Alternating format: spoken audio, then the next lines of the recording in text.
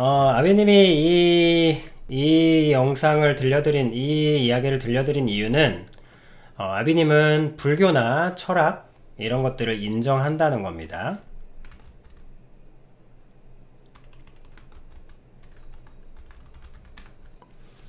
아비님은 불교와 철학을 인정합니다. 시크릿을 인정하듯이. 그러니까, 아비님과, 다른 기독교인들, 뭐 신천지까지 포함해서 다른 점이 있다면 나비님은 불교, 철학, 시크릿을 인정합니다. 그것에 녹아있는 인간사의 깊은 이해,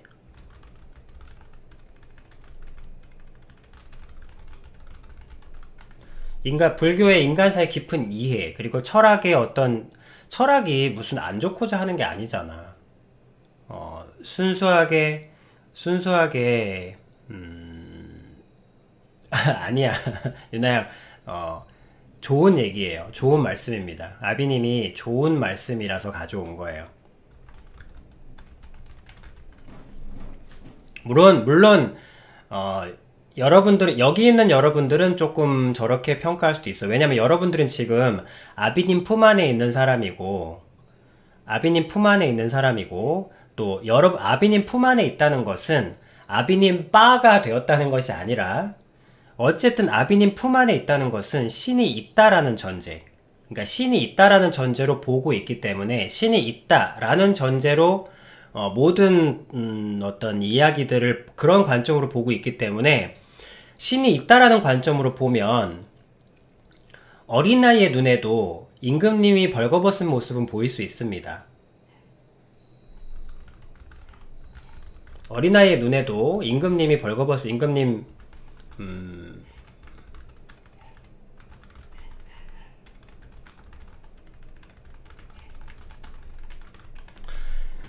왜냐하면 그것은 신의 관점이고, 신의 관점으로 보려고 하는 것이기 때문에 인간사의 철학이나 그런 것들이 쌓아 올린 것들이 인간 기준에서 굉장히 엄청난 것이겠지만, 신의 관점으로 바라본다 그러면 여러분들의 어떤 소양, 그 정도 수준에도 분명히 보일 수 있습니다.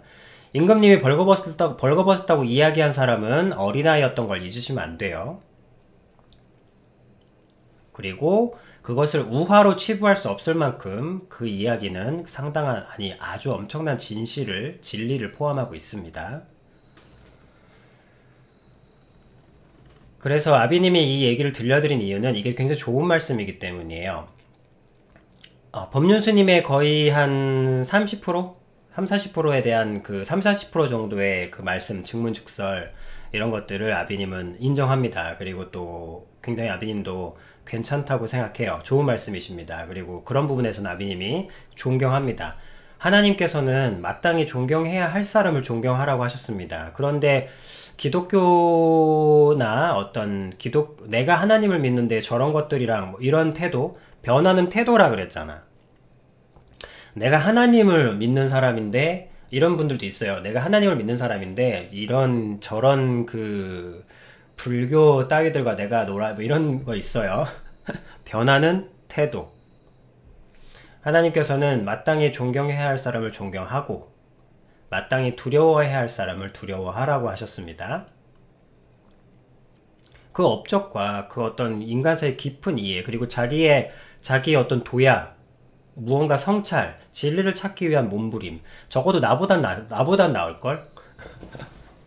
그 부분을 높이 인정을 합니다. 다만 그래서 아까 유나양이 물어봤는데, 저렇게 증문즉설이 되시는 것이 신기하고 대단해요. 네, 맞아요. 신기하고 대단한 일입니다. 대단한 일인데, 그래? 물론 존중하셨으면 좋겠지만, 그래도 나이 차이가 너무 많이 나니까. 완전 할아버지랑 손자 수준이니까, 그 정도는 이해할 수 있는 영역이지 않을까.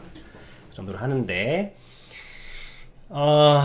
아비님이 여러분들에게 존댓말을 하는 이유는, 사실 아비님이 혹시나 행여나, 반말을 하게 되면 나도 모르게, 좀 무례한, 의도치 무례한 경우도 있기 때문에 그걸 막기 위한 장치로서 여러분들이 존댓말을 하는 것이고. 그래서 어쨌든 지금 이 말씀은 굉장히 논리적이시고, 도훈군 말처럼 굉장히 논리시고 좋은 말씀이에요. 아비님이 좋은 말씀을 가지고 온 겁니다. 좋은 말씀이시고 굉장히 깊은 이해를 담고 있고, 또 개인적인 어떤 여러 관점에서 보신 세월, 그런 것들이 다 묻어나는 아주 존경스러운 좋은 말씀이세요. 그러나 신의 관점으로 어쨌든 법륜스님은 신이 없다라는 전제위에 계신 분이고, 우리는 여기 있는 분들은 신이 있다라는 전제 위에 있는 것이라면, 다만 여러분들께 말씀드리고 싶은 건, 저렇게 증문즉서를 하시는 것이 대단해요. 대단한 겁니다. 인정해 드려야 돼. 대단한 거야. 대단한 겁니다. 아비님이 거듭 말씀드렸죠. 상담을 한다는 것은 굉장한 자신감과 그 자신감이 할 수 있어! 이런 걸로 되는 게 아닙니다. 정말로 긴 세월에 정말로 치열한 무언가를 요구해요. 그래야 인간사에 대한 누군가의 상담 질문을 받아준다는 것은 단순한 선배, 단순한 어떤 위치로서 할 수 있는 게 절대 아닙니다. 굉장히 좋은 말씀이시고, 굉장히 좋은 관점이시고, 굉장히 역사적이고 문화적인 관점에서 굉장히 좋은 관점이세요. 일리가 있는 말씀입니다. 그러나 아비님이 말씀드리고 싶은 건, 인정한다고, 인간사에 한해서는. 다만 내가 여러분들에게 말씀드리고 싶은 것은, 그분이, 상대방이 말이에요, 공자님이든 맹자님이시든 인간사에 뛰어난 분이시라고 해서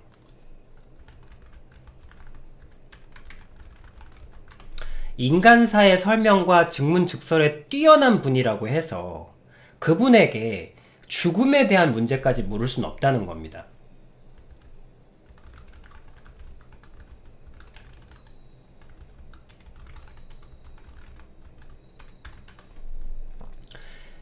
아무리 존경받고 뛰어난 분이라고 해도 그분에게 사후세계까지 물어볼 수는 없습니다. 그리고 그분이 사후세계에 언급하신 것까지 우리가 믿을 수는 없어요. 왜냐하면 그분을 못 믿어서가 아니라 그분의 전문 분야는 인간사이기 때문입니다. 인간 세상의 것이에요. 즉 죽음 전까지의 세상의 전문가예요.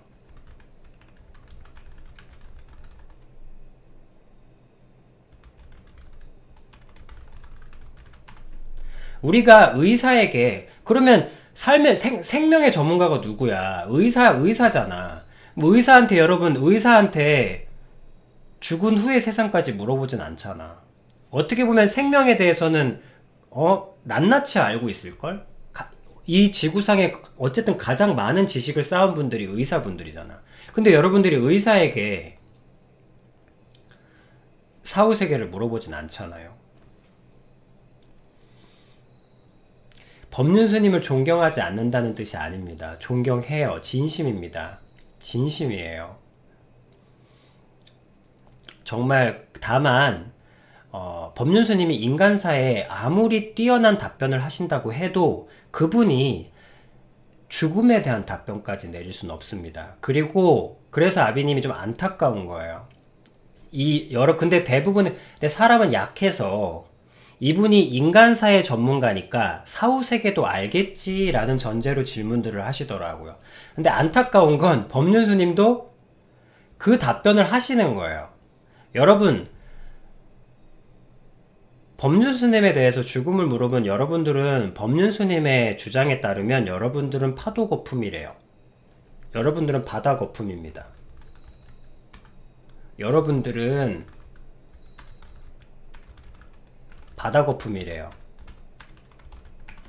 계속 있는 것도 아니야. 그냥 파도가 칠 때 잠시 거품이 일다가 사라지잖아. 그게 여러분들이에요. 여러분들은 그냥 파도 한 번 칠 때 나타났다, 파도 한 번 밀려날 때 사라지는 거품 같은 존재입니다.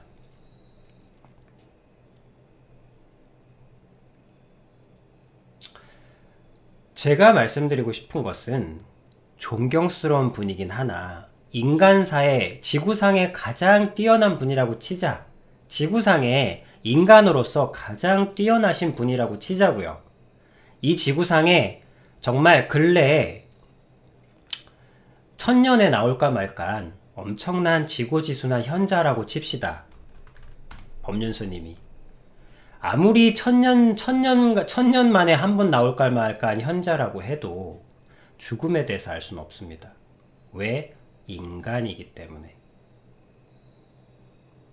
죽음에 대한 답변은 오직 신만이 내릴 수 있습니다. 신이 있다면.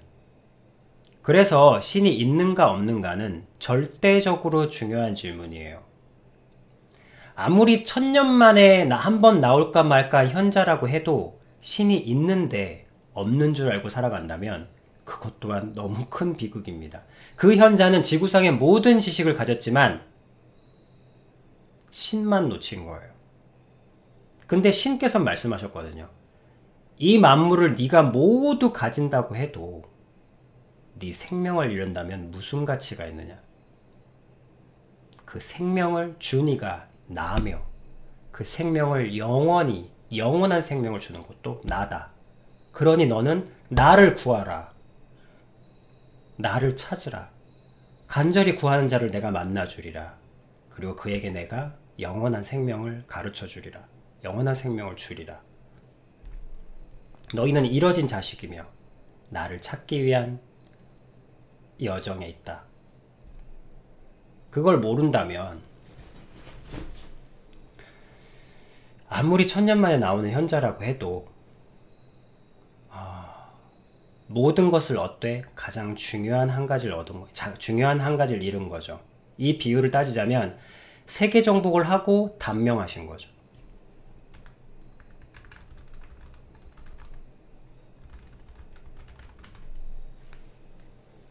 세계 정복했어. 16년 만에. 그리고 17세에 죽으셨어요. 17세 사망.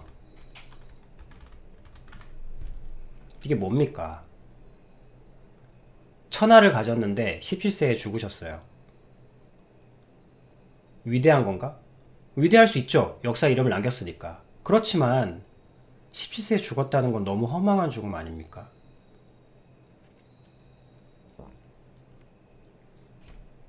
신의 말씀. 너희가 천하를 얻은다 한들 그 생명 하나를 그 생명 하나도 마음대로 할 수 없는 존재면서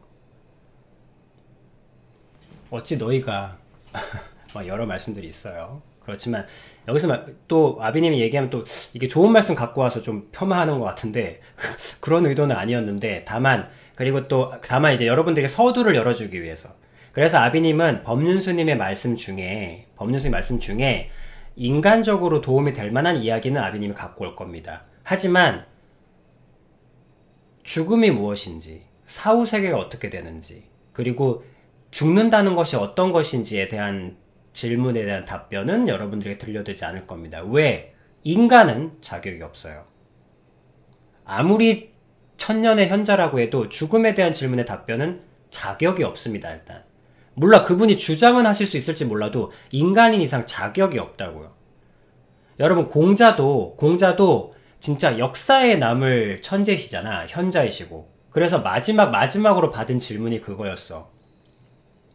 공자님, 그렇게 모든 걸 아시고 뛰어난 분이신데 혹시 그러면 공자님 우리가 죽으면 어떻게 될까요? 물어본 거야. 근데 공자님 뭐라고 답변하시는지 아십니까? 전 그래서 공자님을 이분이 진정한 현자다라고 느끼는 거야. 왜냐면 그분이 뭐라고 하셨냐면 쉽게 얘기하면 그겁니다. 내가 사람인데 죽은 의세를 내가 어떻게 알겠니?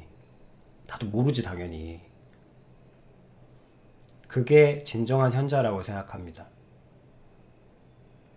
근데 이제 법륜스님은 이 너무나 막강한 권한과 영향력을 가지시고 우리의 인생이 파도 거품이라 네가 엄청나게 고통스럽다면 네가 파도 거품이라는 걸 이해해라. 그러니까 모든 건 일체는 무상하다.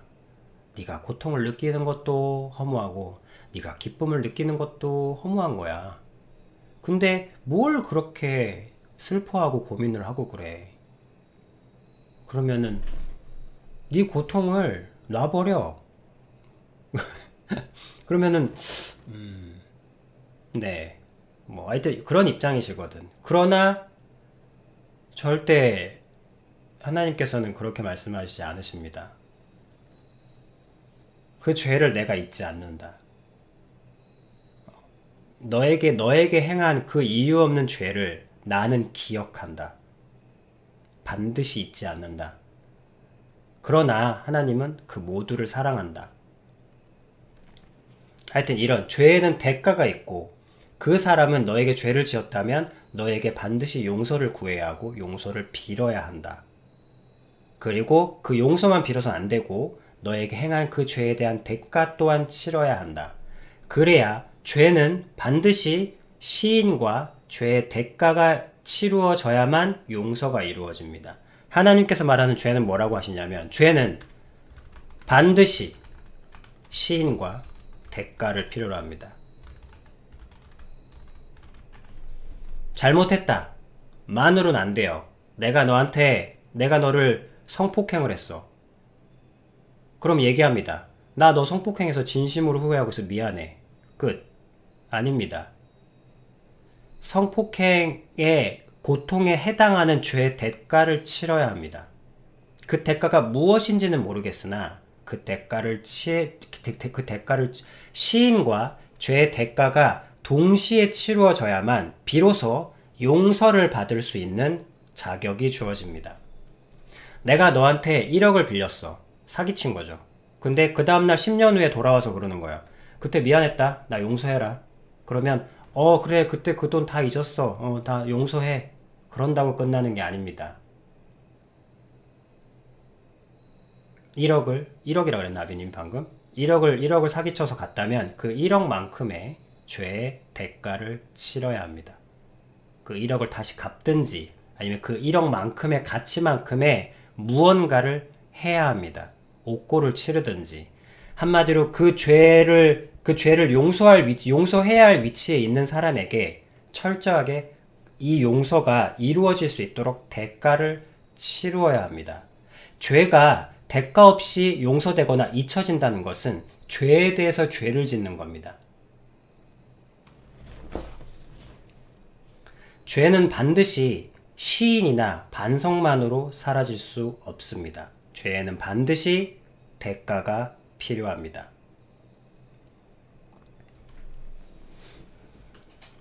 그래서 반드시 용서를 받으려면 이 대가와 시인이 동시에 치루어져야 한다는 것을 가르쳐 주시고 뭐 하여튼 그런 죄에 대한 얘기들을 해주시죠. 분명한 얘기들을 해주십니다.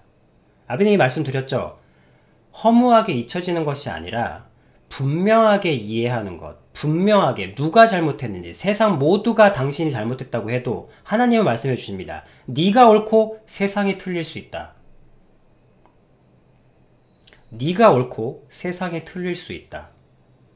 이런 것을 말씀해 주십니다. 모두가 너를 왕따를 시켜 그럼 왕따를 가한 전체가 악이고 너 혼자 선이다. 나는 너의 편이다.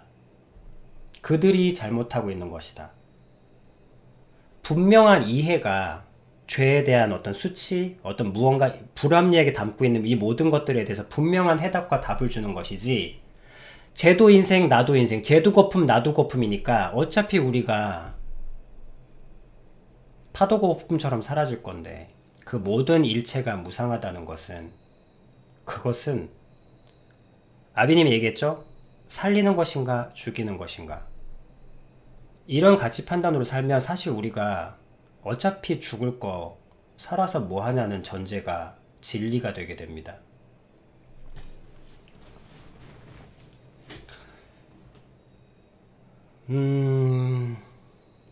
그 죄에 대해 겪는 마음의 고통도 그것도 죄의 대가가 될 수 있겠죠. 왜냐하면 후회와 반성의 나날들 그런 것도 고통이 될 수 있겠죠. 그러나 그 죄의 대가는 그 죄를 지은 사람에게 그러니까 그거를 만약에 내가 성폭행을 당했어. 그러면 그거에 대해 생긴 무언가는 그 사람이 풀릴 때까지 그 사람이 풀리는 어떤 무언가를 해야 합니다. 근데 저 사람은 하지 않는데요? 막 이런 경우가 있어. 그럴 때는 이제 하나님께 드리면 됩니다. 여러분들이 이런 거 있잖아. 내가 빚을 갚으려고 갔는데 빚 받을 사람이 없는 거야. 예를 들면 12월 31일까지 빚을 갚으라고 했는데 빚을 갚으러 왔어. 빚을 갚으러 왔는데 빚 갚을 사람이 없는 거야. 그러면 그거를 공탁을 하거든요. 나라에 맡겨서 나는 어쨌든 그 사람은 없지만 나는 그걸 맡겼다. 뭐 이런 거에서 그래서 하나님이 대신 받아주시거든. 뭐 그러나 어쨌든 이런 과정이 있지만 아비님이 말씀드리고 싶은 것은 일어난 죄에 대해서 시인과 대가에 대한 분명한 것이 있다는 거예요. 잊혀짐을 택하진 않는다는 겁니다. 절대 그냥 잊혀지게 하진 않아요. 그냥 덮어두거나 그냥 잊혀지거나 그냥 무상하다고 여기거나 그냥 시간 지나면 괜찮아진다는 그런 자세를 절대 취하지 않으십니다. 그래서 네 영혼을 위해서 그러니까 막 성폭행의 어떤 증오와 분노 속에서 자기 자신이 너무 더럽고 수치스럽게 여겨져서 근데 저 사람은 나한테 대부분 성폭행한 사람은 용서를 구하지도 죄의 대가를 치를 생각도 하지 않습니다. 그러니까 이 분노가 주체를 못 하겠는 거야. 저 남자를 찢어 죽이지도 못하고 아니면 자기 자신을 이런 게 나오거든. 그럴 때 하나님께서는 나에게 맡기라 그래요. 그 모든 분노 다. 그의 죄는 그에게 쌓는 것이고 내가 잊지 않겠다고 하십니다. 그러니까 지금은 너의 영혼을 위해서 용서하라고 하세요. 너의 영혼을 위해서 그 사람을 용서해라. 그 사람의 죄의 대가를 치르지 않거나 시인이 없다라도 너의 영혼을 위해서 용서해라. 그 남자를. 그러나 내가 잊지 않겠다. 그게 이제 성경에 있는 복수는 나의 것이다. 복수를 나에게 맡기라. 그러면 그 증오와 분노를 하나님께 드립니다. 그리고 용서하고 안식하면 돼요. 그럼 이 죄가 하나님께 머물러 있습니다. 이 증오와 분노가 하나님께 머물러 있어요. 하나님은 영원히 잊지 않으십니다. 그래서 그 사람이 죄를 저지른 사람이 끝까지 돌이키지 않고 그대로 죽는 그날 이 죄가 그 사람의 영원에 쏟아지게 됩니다. 하나님은 절대 잊지 않으십니다.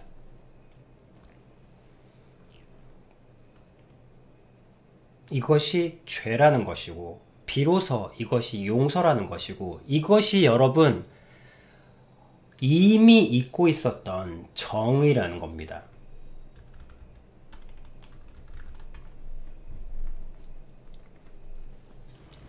법은 반드시 그 죄의 대가에 형벌의 대가에게 그 법의 증오가 반드시 쏟아지게 돼 있습니다. 의로운 분노가 쏟아지게 돼 있어요. 그것이 법이고 그것이 정의라는 것입니다.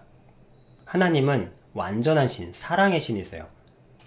하나님은 공정한 신이시고 죄를 단순히 잊으라는 말로 절대 넘어가시지 않습니다. 그리고 여러분들은 비로소 이 공의로 이 정의가 만족되어야만 여러분들은 모범 시민이 될 수 있습니다. 여러분들이 지금 왜 이렇게 세상이 타락됐습니까? 왜 이렇게 세상이 부패했어요? 정의가 사라졌기 때문이잖아요. 죄를 진 자가 돈으로 풀려나고 죄가 없는 자가 뒤집어쓰고 높은 사람들은 다 당연한 듯이 죄를 아무리 저질러도 죄를 받지 않고 피해는 아무런 죄도 없는 사람들이 받을 수 있고 그리고 국가 단위로 사기를 쳤는데 일부 대기업이 저지른 엄청난 비리를 국민의 돈으로 그 빚을 갚아주고 이런 말도 안 되는 일들이 일어나니까 여러분들이 어떻게 될 수밖에 없어. 그래서 요즘에 드라마 대사에서 노골적으로 그러더라고. 정의는 본 적 없어서 모르겠고 이렇게 정의는 본 적 없어서 모르겠다고. 어떻게 생겼는지도 모르겠다고. 왜 이렇게 세상이 부패했습니까? 정의가 사라졌기 때문입니다. 하나님은 말씀하셨습니다. 하나님 기준의 종말은 도덕이 완전히 사라질 때, 인간이 인간이기를 포기하게 될 때, 그러면 왜 이렇게 이 세상이 부패하게 되는지, 정의를 볼 수 없는지 알 수 있겠죠. 자, 어쨌든 죄에 대해서 하나님은 반드시 잊지 않으십니다. 우리가 잊혀질 거니까 그냥 넘어가라는 말은 절대 없어요. 여기서 말씀드리는 것은 우리가 인간적으로는 법률스님의 말을 들으십시오. 좋은 분입니다. 그러나 인간이 대답할 수 없는 질문들에 대한 답변은 듣지 않으셨으면 좋겠습니다. 여기는 생명의 기준, 여러분들의 영혼이 사는 기준을 말씀드리는 거잖아.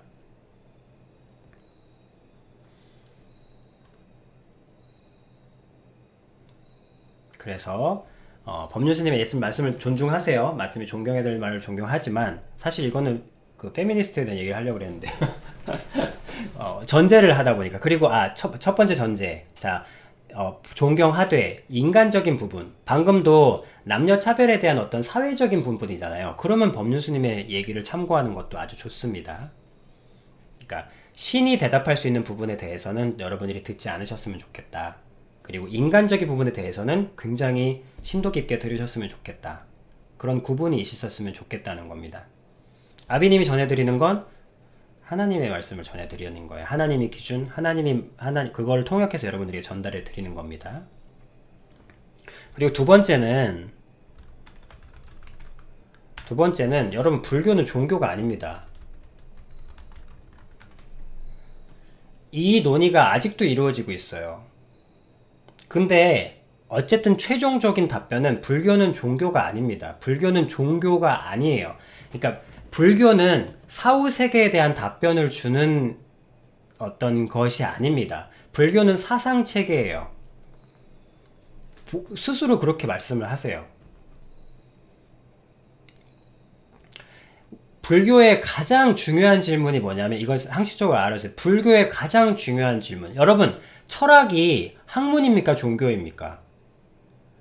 잘은 모르실 수 있겠지만 철학이 종교는 아니죠. 그죠? 데카르트교 아니면 칸트교, 칸트분이 교주는 아니지 않습니까? 교리가 있는 것도 아니고. 철학은 종교가 아닌데 그럼 불교는 종교입니까? 종교라는 것은 신을 말하는 거예요. 신의 영역. 거기에 뭐 극락이 있고 미륵이 있고 이런 개념이 있지만 그것도 여러 불교 종파 중에 한 부분, 특정 부분을 이야기하는 것이고, 불교 종파도 여러 가지고, 왜냐하면 어떤 곳에는 그러니까 미륵을 보면 미륵을 죽이라 뭐 이런 말도 있어. 그러니까 그 말은 이제 잔인성을 얘기하는 게 아니고, 내가 곧 부처고 내가 곧 신인데 무언가를 향해서 의지하는 것 자체가 내가 나이지 않게 한다, 뭐 이런 좋은 뜻이야. 거기에 이제 그거를 굉장히 이렇게 이제 극렬하게 표현하신 거죠. 그러나 여러분, 불교는 아직도 불교가 종교인지 철학인지에 대한 답변이 분명히 내려지지 않았고, 가장 유력한, 가장 영향력 있는 것은 불교는 지금 사상 체계입니다.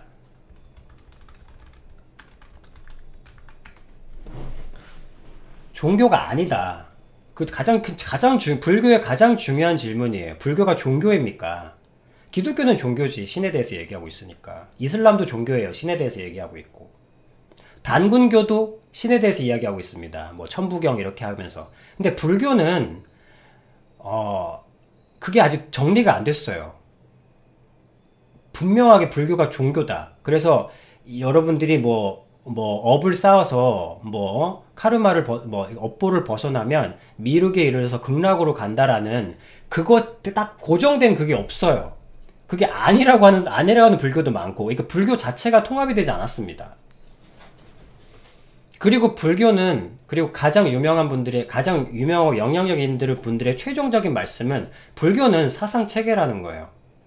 그러면 더더욱더 무슨 말씀을 드리고 싶으냐면, 여러분, 철학에게, 데카르트에게 사후세계 물어보지 않잖아요. 칸트한테 죽음에 대해서 물어보지 않지 않습니까? 불교는 아직 죽음에 대해 답변할 위치에 있지 않아요. 불교 스스로가 종교인 걸 아직 정리가 안 됐다니까. 그래서 더더욱더 불교를 믿으라 믿지 말라 이런 얘기가 아니라, 더더욱더 두 가지, 이 죽음에 대한, 그러니까 신이 답변할 수 있는 질문에 답변할 수 있는 위치에 계시지 않다는 겁니다.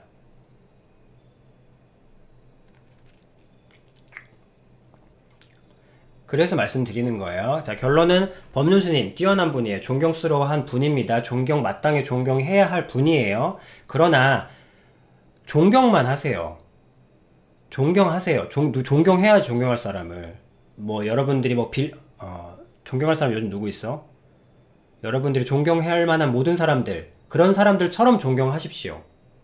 그러나 그분에게 죽음 이후에 신이 답변해야 할 질문까지는 묻지 마십시오. 듣지도 마시고. 왜냐하면 그 위치에 계시지 않으니까. 일단 자격이 없으세요.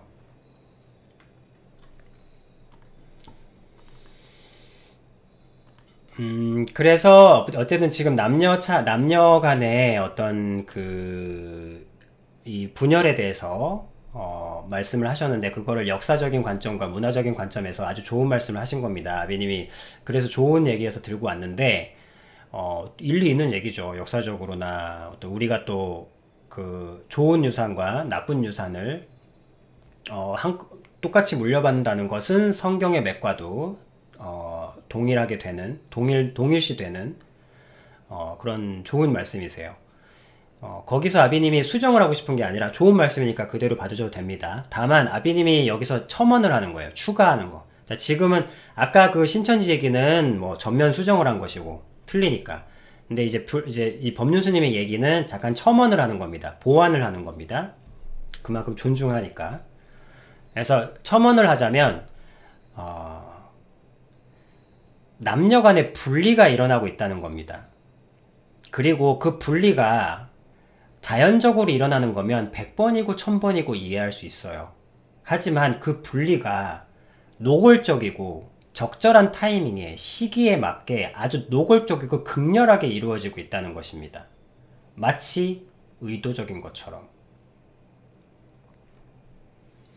그리고 역사의 모든 사회운동과 모든 혁명에 가까운 것들은 사실은 조금만 깊이 자료를 찾아보면 그 의도와 시기가 아주 계산되어 있는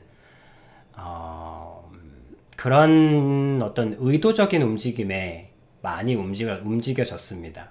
뭐 과거야 차치하고서라도 지금 이 남녀를 분리시키려는 이 극렬한 시도와 어떤 무언가가, 그래 몰래 다 이해해요. 뭐 남녀 간에 어떤, 당연히 유산도 물려받아야 되고 그거 물려 안 받겠다는 게 아니야. 그건 다 이해되는데 그 시기와 그 정도와 그 노골적임이 뭐 아주 뭐 남자 아이를 뭐 죽인다든지 뭐 하여튼 그런 어떤 자극적인 어떤 이 흐름들을 통해서 남자와 여자를 적으로 만드는,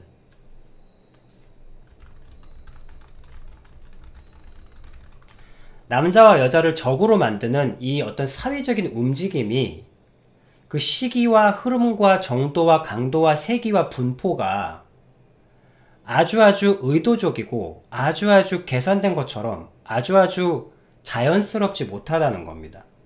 이것은 도대체 무엇을 의미하는 걸까? 자연적인 여성의 자기 주권과 자연스러운, 그러니까 문화적인 변화를 통해서 어떻게 일어나게 되는 어떤 무언가 특정적인 필연적인 계기가 있어서 일어나는 것이라면 얼마든지 받아들일 수 있고 얼마든지 그걸 사회적인 현상이라고 볼 수 있겠지만, 여러분들이 여성운동, 특히 미투운동부터 시작해서 여러분들이 조금만 알아보시면 어느 날 어느 곳에서 갑자기 조그맣게 시작이 됐습니다. 시작되자마자 갑자기 사회운동가들을 통해서 급속도로 퍼지기 시작하고 세계 주요 언론에 갑자기 주목을 받고 탄력을 받기 시작합니다. 그러면서 각자 많은 정의들도 실현됐지만 동시에 정치적, 경제적으로 가장 세계 통합의 밑거름이 되는, 아니면 어떤 밑거름이 되는 어떤 존재들을 저격하고 많은 다수를 죽여 없앱니다. 사회적인 정치적 그런 것들을 없애고. 그래서 이거는 갑자기 말이에요. 아빈이 말씀드리는 건 갑자기입니다. 갑자기 일어나고 갑자기 불거지더니 갑자기 폭발하면서 갑자기 휩쓸리듯 해일이 일어나요. 그러면서 극렬해지고 아주 극단적으로 흐르게 됩니다. 심할 정도로. 이것은 자연스러움을 빙자한 어떤 누군가의 목적이 있는 의도적인 흐름이라는 거죠. 그리고 이 흐름을 캐치하기 위해서는 여러분들이 원튼 원치 않던 악의 세력이라는 존재를 알아야 합니다. 사회의 어떤 음모를 조작하는 게 아니라 쉽게 말씀드릴게요. 여러분들이 살기를 싫어하는 여러분들이 사는 것을 좋아하지 않는 세력이 존재합니다. 그래서 아비님이 주장도 아니지, 이건 이제 주장도 아니야. 이제는 너무 정보들이 많이 오픈돼서, 이젠 주장도 아닙니다. 이젠 지쳐. 일개 주장도 아닌 거예요. 지쳐.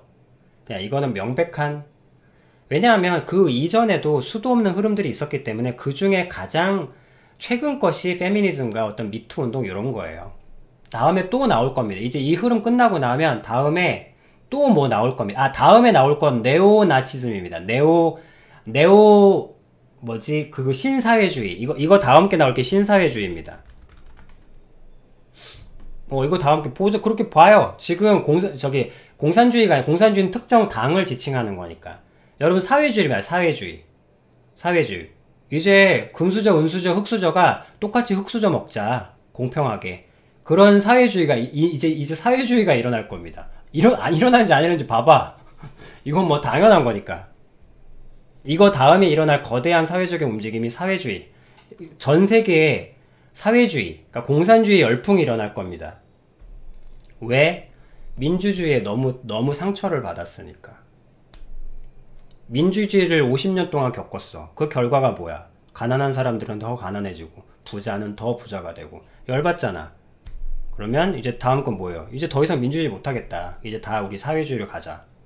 지금 그 운동들이 일어나고 있고, 지금 10대의 세계적인 젊은이들은 민주주의에 실망했기 때문에 이제 더 이상 민주주의라는 세상에 동의할 수가 없다. 민주주의 세계에 동의할 수 없다. 뭐 이런 것들이 일어나고 있죠.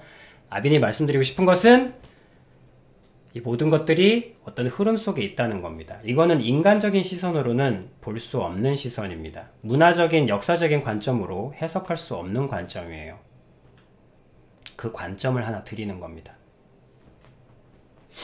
신은, 여러분들이 여기서 들으시는 것은 신이 있다는 관점, 그리고 만약에 신이 존재한다면, 그리고 아비님 주장대로 그 신이 하나님이시라면, 하나님이 존재한다는 건 동시에 사단의 존재도 증명되는 겁니다. 하나님이 존재하신다면 사단도 존재합니다. 그리고 사단은 여러분들을 증오하고 싫어합니다. 여러분들이 빨리빨리 죽어서, 하나님 모르고 신이 없다고 생각하고 죽어 없어지길 바랍니다. 왜? 육체만 벗어나면 다 그 영원히 내 거니까. 그래서 이렇게 분열을 일으키고, 왜냐하면 분열은 죽음이니까. 사단은 죽음을 즐기고, 생명은 화합, 조합, 균형, 너와 내가 하나, 융합. 죽음은 분리, 증오, 미움, 싸움, 박탈, 외면. 여러분, 세상이 분열되고 있습니까? 조화되고 있습니까? 분열되어 가는 방향으로 가고 있습니까? 조화되는 방향으로 가고 있습니까? 어떻게 전 세계가 이렇게 한결같이 한 방향으로 흘러갈 수 있죠? 전 세계가 동시에 말입니다. 어느 한 곳은 정말 랜덤이라면, 정말 이 세상에 어떤 그런 게 없고 정말 랜덤하다면, 이 250개가 넘는, 어쨌든 알려진 대로만 250개가 넘는 어쨌든 등록된 국가들 중에 어떻게 하나도 빠짐없이 일사불란하게 전 지구가, 전 국가가 분열이라는 하나의 방향으로만 흘러갈 수 있단 말입니까? 이게 의도가 없다는 건 넌센스입니다.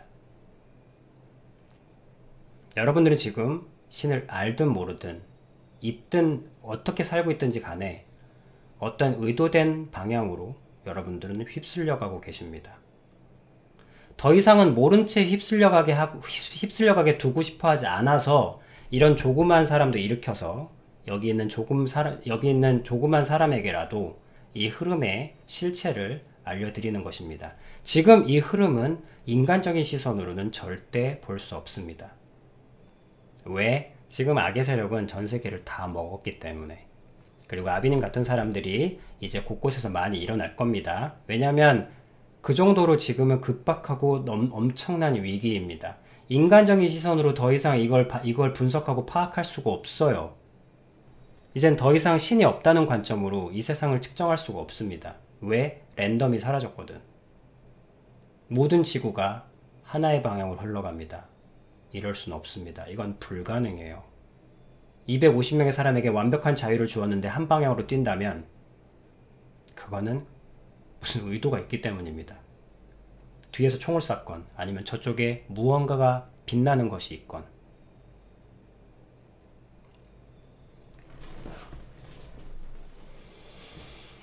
그래서 여러분들에게 신의 관점에서의 이야기를 들려드리는 겁니다.